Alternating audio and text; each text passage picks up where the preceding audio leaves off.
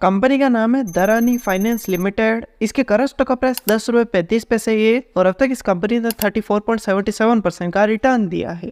ये diversified financial sector की company है और एक स्मॉल कैप कंपनी है। कंपनी का मार्केट कैप 5.17 करोड़ का है, पीई रेशियो 7.49% का है, आरओसी 9.40% का है, आरओई 9.28% का है और कंपनी पर डेट 5 लाख का है। कंपनी का रेवेन्यू 2017 में था 2.82 करोड़ का, जो कि 2025 में हो गया 1.42 करोड़ का। अगर इस कंपनी के ओवरऑल रेवेन्यू को देखें तो कंपनी का रेवेन्यू डिक्रीज हो रहा है। कंपनी की नेट इनकम 2017 में थी 34 लाख की, जो कि 2025 में हो गई 83 लाख की। अगर इस कंपनी के ओवरऑल नेट इनकम को देखें तो कंपनी की नेट इनकम अनस्टेबल है। कंपनी की सेल 2017 में थी 2.58 करोड़ की, जो कि 2025 में हो गई 1.40 करोड़ की। अगर इस कंपनी के ओवरऑल सेल को देखें तो कंपनी की सेल डिक्रीज हो रही है। कंपनी की कंपाउंडेड सेल ग्रोथ 38% की है और कंपनी की कंपाउंडेड प्रॉफिट ग्रोथ 431% की है।